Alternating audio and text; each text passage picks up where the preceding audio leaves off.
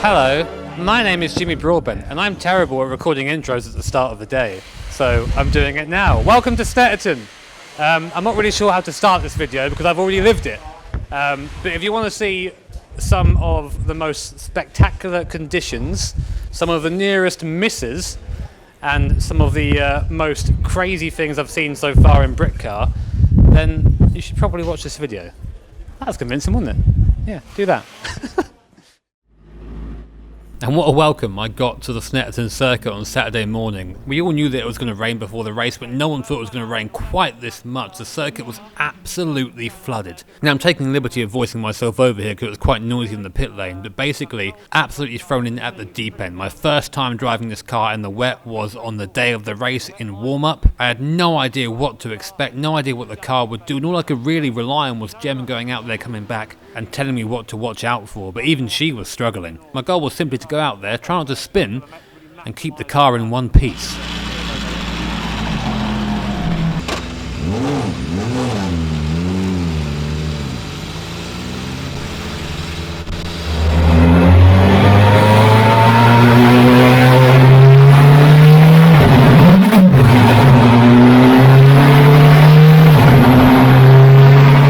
Heading out into the circuit, the only thing I really felt was fear. Honestly, I love to tell you how brave I was and how I took it in my stride, but I was terrified. The circuit was so wet that it didn't even feel like I was touching the track through the water, and I absolutely crawled around my outlap, but didn't even get onto the back straight.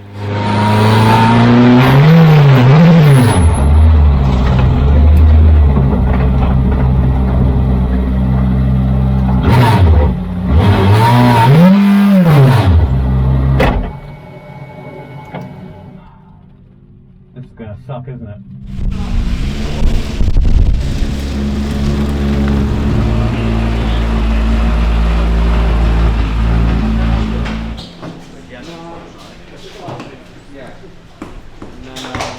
Yeah, spun. Just trying to understand. I barely got halfway around the circuit. I spun off, tried to restart it, and I couldn't find a gear. It went back into gear just then, so obviously gearbox was fine. Maybe I don't know. It didn't like going backwards or something. But yeah, whole session wasted. So car isn't damaged at all. I didn't hit anything or anything. Just went off onto grass, so a bit muddy, but should be fine though. But, yeah. So I guess thankfully, I'm not sure if this is the right word. It wasn't just me that had issues. Jem spun, Charlie spun. I've been like more than half the cars had some sort of spin or something out there, and I think that we've sort of been, well, it's been suggested that the race has moved back a little bit. Currently it's set for about 1, qualifying in about an hour. I mean, obviously it's the same for everybody out there, but these things, the way they are, these are the prototype things, they're quite snappy. But we'll see, you know, if it doesn't get delayed, we'll go and race anyway. Or we'll race when they tell us to. But it would be better for us if it were a little bit less rainy. And then you don't have the added luxury of escape restart. I hate you for saying that, you know that. Jimmy, did you know sim racing you can't hit the reset button in real life? Oh, can you not? I was not aware. And the rain continued to come down, and honestly I was amazed that anyone was going out on track, let alone the absolute mad lads in the supercarts. Those guys are a special sort of insane. So qualifying's about to start now. The conditions actually I think are a bit worse than they were before. There is a river running down the pit lane at the moment, and the rules of Brickcar say that we have to do at least 3 laps each in qualifying to actually qualify for the race, be eligible to race. So Jem's going to go out first, get 3 laps, make sure we've definitely got a time on the board, and I'm going to go out and do my 3 laps. And given that I've only managed less than half a lap so far, obviously a bit nervous, a bit scared going into this, but I think I'm going to just poodle around, get the time in, not push the car at all. And then after that we've been told no more practice, just come in and save the car for the race, because there's no point missing it out there. But really it's these are the worst conditions I think I've ever driven in. So yeah, it's going to be fun.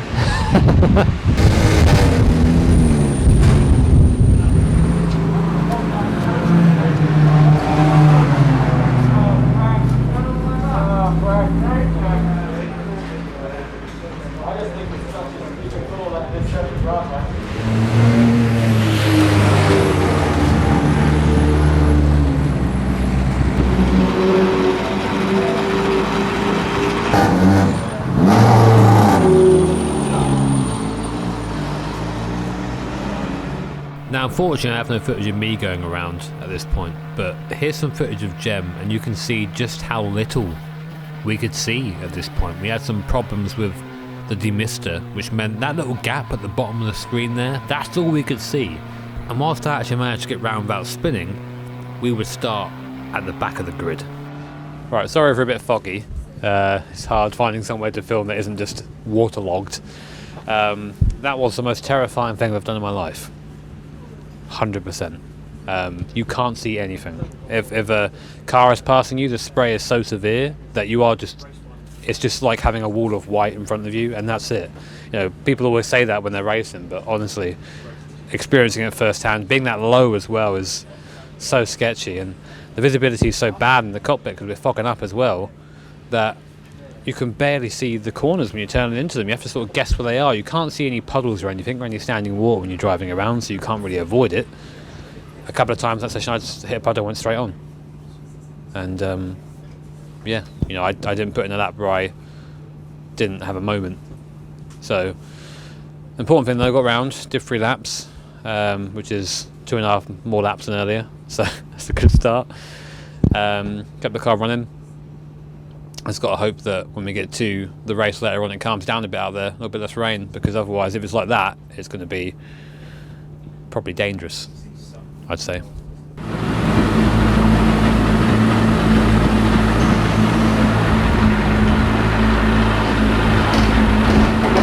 Right then, so we were given the option not to start the race, as in the guest drivers, because conditions are still so bad. It has now stopped raining, and I'm going to go start the race because we're going to be starting on the safety car for 2 laps. That also sort of goes in towards our race time, so I figured the best possible thing for our chances is that if I get in the car, have my stint time on the safety car, do a few laps after that and get to Gem as soon as possible. Realistically, that's what we've got to do. I've had 3 laps of practice in the wet in this car, and I am not up to any sort of speed yet, so going to be challenging this one, but you know, got to face it head on. This is how you learn. It's scary and it's difficult, but you know, nothing worth doing comes easy.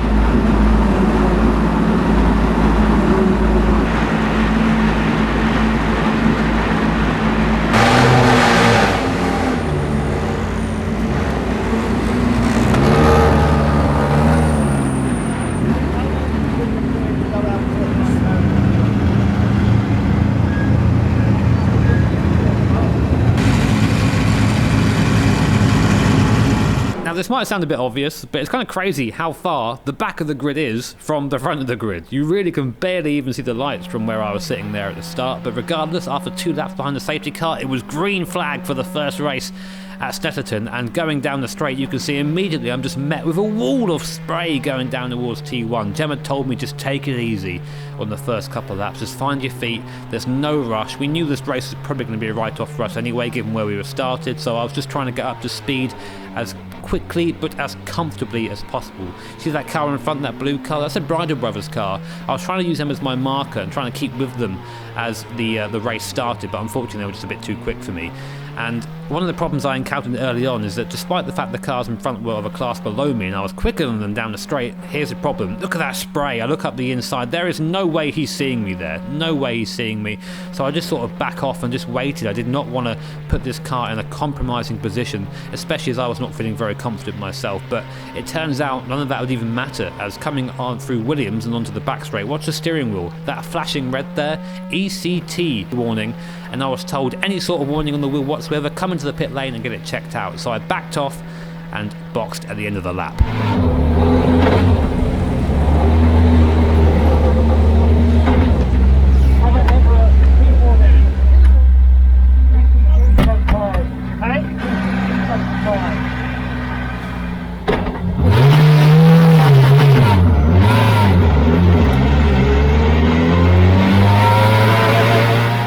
So the mechanics were very quick to rectify the situation. They just ripped off some of the radiator tape and back out I went onto circuit. Unfortunately, due to the unscheduled pit stop, we were now dead last, and by quite a long way as well. But this kind of had its upsides for me. As I said, this race was really being used as a learning experience, and now I had a free track to myself. There were pretty much no cars around me for me just to get up to speed at my own pace and just sort of understand what it's like to drive in these conditions. I was starting to find that if I did have a little slide I could catch it, as I did there, and even though I was still getting a couple of ECT warnings, it was within an acceptable limit. So I just kept going, got more and more confident, and was taking seconds and seconds out of my laps pretty much as the laps went by. So as a learning experience, really very valuable indeed. But given that it was a wet race and I wasn't very confident, I was only going to be doing a short stint at the start of the race. So after my 20 minutes was up, I boxed and came into the pit lane and handed over to Jem to complete the race. And I'll tell you what, big sigh of relief when I got out.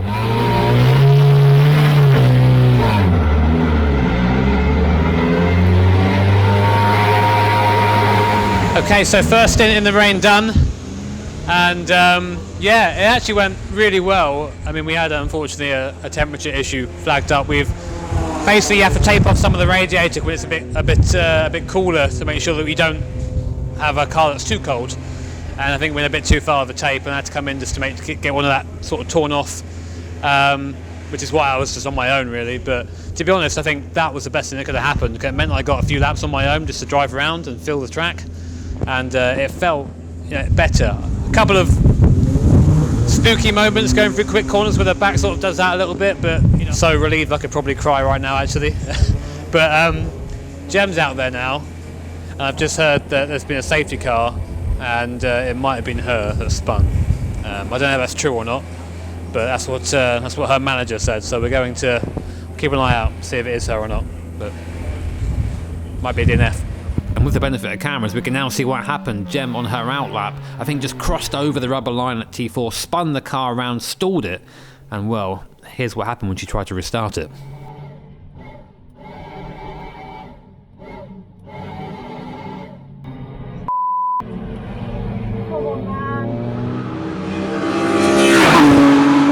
Reflecting on the first race, my first start in Britcar, first of all, we did start right at the back, and it was just all I'd try to do was to stay with people. The problem that I was thinking is that the Prague is tiny, and in the rain as well, I was really afraid to try and overtake anybody. I guess fortunately, almost, we had we put a bit too much tape in the radiator, like I said earlier on, which means that we had a kind of engine heat warning. And because I'm a good boy, I thought, well, I don't want to blow this car up, I'm going to come into the pit lane. They took the tape off and we went out, but obviously we were a long way back by that point. But it was a bit of a blessing actually, because it meant I got to drive around on my own for a bit without anyone sort of harrying me, and just try and find what the car did in certain circumstances. It had a couple of little moments, but nothing like earlier. The pace got better. Still a little bit away from where I would like to be, but I'd say it was sort of like, a massive step forward, which is really nice. Fortunately, the reason why we didn't finish, the car basically locked in gear. Couldn't get it back into gear. That's what people have been saying. I haven't actually found the exact reason yet, either that or maybe a starter motor. But that was our DNF. The way the track is drying at the moment, I think that we might be on slicks coming up in the next race, maybe. I think race to expectations. I think we were pretty strong in dry weather, so hopefully we can sort of look for another sort of Silverstone style result. But we'll get the car to the end first and worry about the result afterwards, I think. So race 2 about to roll around now, and the big decision for us was to run on the wet tyre or run on the slicks, because although it was absolutely just pissing it down earlier, it stopped raining now, it's super windy, and there are cars out there every session on a wet tyre just chucking up the water and getting rid of it. We went over to the corner that Jem span at in race 1, and it's completely dry through there now, so we're going to go on the slicks. Jem's going to be starting this one, bit of elbows out at the start, and of course there is still going to be some water down in some places, so hopefully while it's still out there she can sort of navigate that, then hand it over to me for the last stint and hopefully bring the car home in a decent place. But yeah, happy that we'll get some slick running here, because this circuit on the slicks is a ton of fun. So yeah, feeling positive for race 2, feeling good.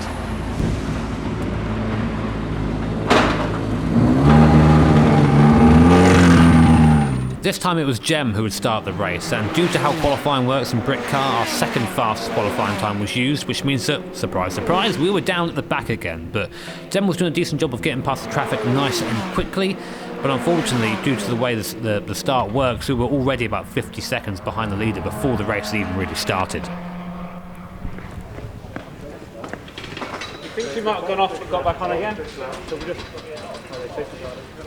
So yeah, safety car, which means we had a repeat of round 1 at Silverstone where Jem had completed 20 minutes and now I was going to do 40 to the end of the race. So I thought I'd include this really cool little POV of our driver swap. Jem literally gets just pulled out of the car. I have to try and slot my quite ample arse into the car, and it's difficult to get into this thing. It's like getting in through your car window, but when you do get in, you get the added benefit of a couple of men playing with your testicles trying to do your lap belt up, so that's not always a bad thing.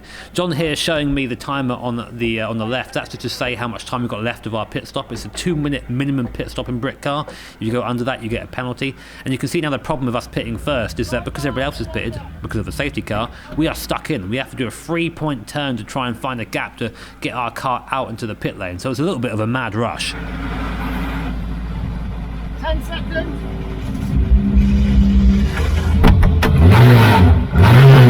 We managed to just squeeze the Praga out of the gap and got out of the pit lane without losing any time there. But behind me, absolute carnage broke loose.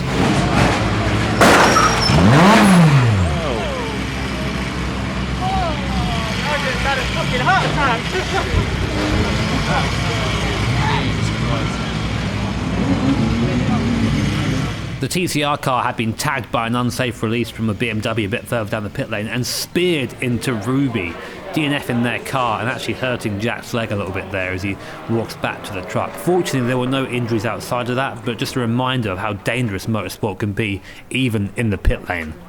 Meanwhile, I was out on circuit, blissfully unaware that if our pit stop had been 5 seconds longer, literally 5 seconds, I counted it, we would have been involved in that crash and probably a double DNF for the weekend. So we got really lucky there.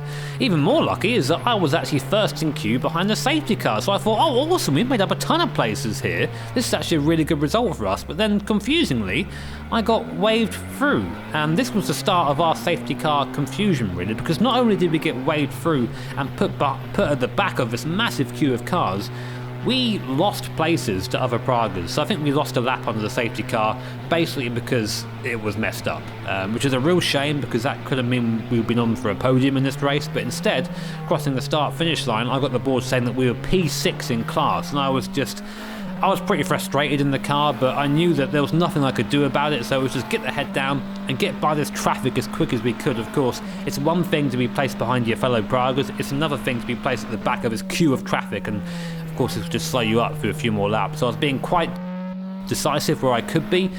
You see here the Porsche in front also overtaking a TCR at the same time, so I thought I'll just follow my way through here. But the problem is a lot of people aren't really looking for you. You are very small in the Praga, as I've mentioned before, so it's about making yourself well known and seen. Even here the VW almost chops my nose off as I go alongside up towards Hamilton, but luckily he sees me at the last moment we're through, past that TCR car, and now I've got to focus on getting by the Porsche and the Ferrari in front. The Porsche was fairly easy, they were only outside the Quorum. We've just got a lot more aero and cornering speed than those cars, so those sort of moves aren't too difficult as long as you're confident enough to make them. That's sort of the main thing here, being confident to make the move, making it quickly, and making sure the guy behind knows you're doing it. Otherwise, of course, bad things happen. So I'd be inside here of the TCR car into the second hairpin. Another good place to overtake here if you're confident on the brakes, and I was getting more and more confident as the laps went on. The Ferrari here in front, he goes a little bit wide coming through T3, so I take the place away from him there. And now looking at the Porsche in front, I know I've got better brakes than this guy. I know I'm a bit quicker into the hairpin, so I just smash on the anchors, down the gears there, and past the Porsche before we get into Hamilton, which leaves just the BMW and one more TCR car, and we're in free air. The BMW was fairly easy coming through Williams onto the back straight, just using again the cornering speed and exit speed there, and actually the straight line speed compared to the BMW here. He sees me, I'm flashing on the way by, so he does give me a little wave, say thank you for not murdering me, very, very polite of you. And then just one more car, the TCR car, coming down onto the main straight, and finally I'm free, I'm released, and I can see in front of me Jay Morton in the number 85 car, someone that we were ahead of when we pitted, but of course because of the weird shuffle we were now behind, and I was just completely focused on this one target, catching Jay and overtaking him, going as fast as I possibly could because, bit between my teeth, I'm fired up and I want to make sure that I do the best I can for this car. So you can see now starting to close on Jay, coming through Brundle, just a bit more confidence than Jay there into the braking zone, closing that gap as we go through. But something that you may not have known is that we're on a wet setup in this race, full wet setup. There was not time for some reason for our car to be changed to the dry setup, and you can really see that on the straights compared to the car in front. Although we're a bit quicker through this section, when I get up behind Jay in the tow, I'm just not catching him at all. I'm having to just do all my attacking in the braking zone and in aero corners. So you see here coming towards Hamilton, have a little bit of a look there just to sort of get in his mirrors to let him know, hey, I'm behind you, mate, I'm going to pass you if you're not careful, just to try and get in his head a bit, because although I was quicker than Jay, his defending was fantastic. I was having a real hard time finding a way past. Again, deep in the tow here, and I actually have a look at round the outside of Brundle, try and put my nose there, but he doesn't see me, and I know he wouldn't see me if I tried to go for the lunge there. That would have been a bit of a DNF between us two, so I thought better of it and backed out. And again, just you can see just about Jay there, just behind the camera, just pulling away in a straight line. I'm deep in the tow, but nothing. So yeah, frustrating that we were on that wet setup there, but not much we could do about it. But I came to the conclusion that look how much quicker I am. I need to make a move now. If I don't make a move soon, it's going to cost me more than 5th place, which is what we're fighting for here. It's going to cost me time and maybe even a potential 4th or 3rd place if I can catch him. So I think, right, what would I do if this was sim racing? And I thought, well, you know what, bugger it, I'm going to get in his mirrors again. I'm going to just chuck it up the inside here, or look like I'm going to do that. He sees me, he completely buys it. You see, he goes too quick into this left-hander, goes wide, and I think, right, now I've got your sunshine, got the run through there, got the run down here, down towards T4, and I wait right into the last second just to dart to the inside, then heavy on the anchors. He sees me on the way in there. I take the inside line, really tight line there, so I do compromise my exit, and Jay actually comes back at me on the inside here. You guys can't see it because of the camera angle, but I thought, you know what, I'm going to turn in, and if he's there, it's my place. I chuck the car to the inside, and we're by, and we are released, and straight away I look in the mirror and I can see I'm gapping him through this right-hander and onto the back straight. I knew that I had to have a bit of a gap, otherwise he's going to just drive straight back past me into Brundle. Luckily, I got that gap and was able just to get on with it and get my head down, and immediately started to go quicker. I go by the start-finish line, the guys at the pit will see it, we have a little bit of a cheer between us, and now I'm just completely on it. I'm completely fired up. I know there's a massive gap between me and the cars in front, but if I push, then I can say I did my best, and here is one of my fastest laps of the day. 5th gear through the right-hander into T1 there, so fast through there, then look to the left for your braking marker, then heavy on the brakes, down to 2nd gear, turn the car in early, especially on this wet setup. It really did not want to move at the front, so I have to introduce the lock nice and easy, and then up towards T3, which is the 4th gear corner. Just pitch the car in, you can get on the throttle nice and early. You see the car just complaining a little bit there, but dragging it to the outside and up to 5th, and I'm just feeling every gear shift is a positive thing right now. I'm feeling really on it. Coming out down to T4, down to 2nd gear. Really nice corner, this late apex, try and get on the power nice and early, run it out to the curb, and now coming up to Hamilton, which is this awesome 4th gear little kink. You just sort of tap on the brake, roll off the throttle, and back on again, out to the curb on the outside. Now to Oggie's, braking a straight line, the front of the car slams the floor as you hit the brakes because it's so soft. Then 2nd gear out of here, try and straighten up the wheel as quick as you can, 2nd gear, 3rd gear, and now to Williams. The car was understeering quite a bit through here. You can see him working the wheel, just trying to be nice and chill on the way through. Let it just go out to the outside. Then we go down the back straight, 5th gear up to 6th gear, and even with this wet setup, we're touching 145 mile an hour before coming up to Brundle. So initially, massive hit on the brakes, then just trail off for this left-hander here, and then once you're in a straight line, 2nd gear, turn the car in, and then back on towards the bomb hole. We go up to 3rd, we go up to 4th, we roll off the throttle a bit onto here, then again, straight back flat again, let the car just drift out to the outside, now into Coram, 5th gear through here. You carry a lot of speed in. I could have carried a bit more on this lap than I did on laps after this, but just roll the car through and then gently introduce the brake into the left hand. Very easy to swap ends here if you're a bit too aggressive, and that's a lap of Snetterton. That was, I think, a 1:55 or something like that, which in the end I think was only about 2 seconds off the fastest lap of the day in the private class, something that I was very, very happy with.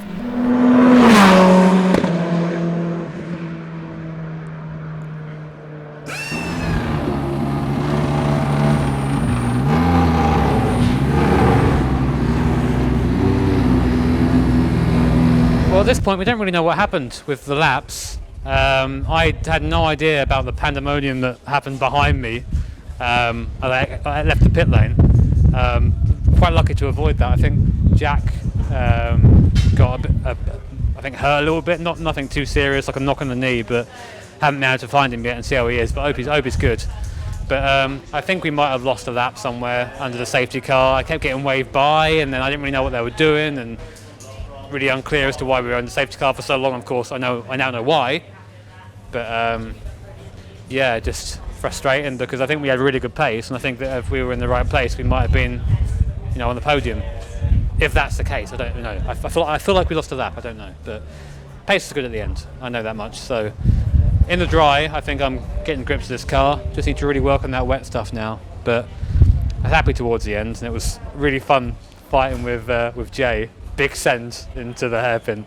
Luckily, I don't think he thought I was there until I was alongside him. So lucky he saw me there, but he held me up for a few laps, frankly. And as soon as I got away, it was about 2 seconds lap faster. So that held me up a little while. But yeah, I know it's one of those races where you're like, I'm kind of still fired up from it, but I'm also like, the result could have been better. But you know what? Car was faultless again. It was still set a little bit soft because of the wet stuff, so we didn't quite have that cornering potential. But otherwise, bulletproof again. So really happy with the car today. Hello, my name is Jimmy Broadbent, and now it's time for the outro. What a day. I had no idea about what happened in the pit lane until I literally got in and everyone told me about it, saying, "Oh, you're so lucky, you're so lucky." I'm like, "Why? What? Hello?" But yeah, definitely a proper trial, this one. The conditions at the start of the day, I've never seen anything like that before.